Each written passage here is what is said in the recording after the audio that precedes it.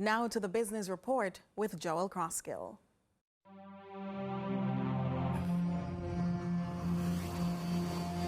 Lots to share with you in the Business Report today. Emerging from the considerations of Dr. Kadamawe Knife, Director of the Centre for Entrepreneurship Thinking and Practice at Mona School of Business, whose thoughts ahead of the new year were focused on the opportunities to further promote sustainable development in Jamaica by extending access to entrepreneurship programs pioneered by the Centre. How are we going to create social value? How are we going to create cultural value? How are we going to create environmental value? But all this has to be sustained by money. Yes. So the economic value is extremely important. 3 approaches: experiential learning, reverse classroom, and mastery learning. Experiential learning means you learn by doing. So students are to learn how to write a business plan. You have to go and write a real business plan for a real business idea. And I actually monetize those things, because I would argue that I have 600 students who are doing these business portfolios. Each component is worth about 300,000 Jamaican dollars. So I was saying we were actually generating $180 million every year for the MSME sector. You know, and this is something that could be done by other departments and other units as well. But it was a way of integrating and building the capacity while the students are actually learning and could put on their CV that they had created a business plan or a strategic plan or a proposal. Dr. Knife says that the buy-in from a variety of well-known entities has already provided proof of concept. And Digital Foundation has been one of the institutions that have supported our work over the last 20 years. We have been part of over the last 20 years. They have spent about $47 million over the last 20 years creating programs across Jamaica, you know, and they have other institutions as well, like NHT has done so much work with social enterprises, you know. JSF has done so much work through their Ready To program, funded through the EU and other entities as well. You know, Heart NSTA doing some phenomenal work as well.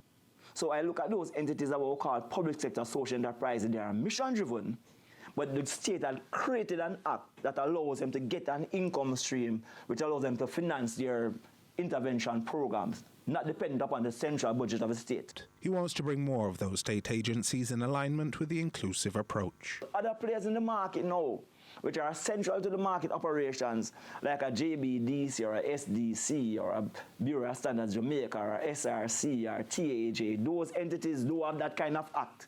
Okay. And so sometimes while they have the capacity and the willingness, yes, and the commitment to doing the work, them just don't have the resources to do the work.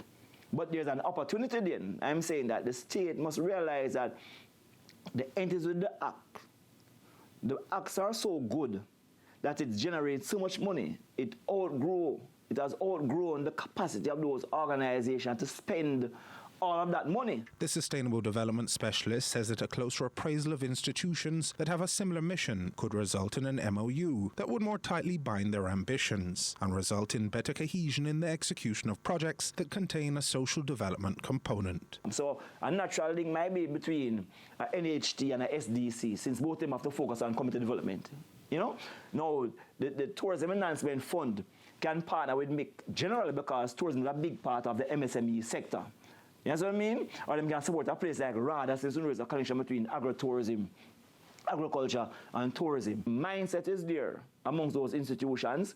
Some examples of partnerships are there, but I'm saying you want a clear strategy now which says, okay, let us bring together these entities with the acts, with those who do have acts but share similar mission and vision, so you can move the country forward. Dr. Knife, who also lectures at the Mona School of Business and Management, suggests options are available to promote the attainment of the human resource skill sets required to adequately drive the enterprise. To realize that if you're going to really scale the sector, you need the people to kind of have human resource competence to do so. Yes? And our idea is to get these tools based on what is called universal accessibility. We're not in the habit of selling tools because we as a center also use a social enterprise model. We are mission driven. So all the text that we're writing, all tools we're developing want to be open access so persons can get them free. They must be universal accessible, mean that person with any form of disabilities can access them. But the idea is that through, I think what was established was called the Marcus Garvey Scholarship. I think the government had put aside $1 billion to support public sector persons who want to do masters. Our idea would be to create a master's program, and the state would finance 2 persons from every organization that we have identified, like every year. So within a certain period of time, we'll have a cohort of persons with all these skill sets and all these tools. And I think that would help to push and accelerate the growth in the MSME space, not just in terms of the traditional businesses, but also in terms of the social and solidarity economy, because it takes both the traditional and the non-traditional entities to work together to achieve what is called sustainable development. And that was your business report. I'm Joel Crosskill.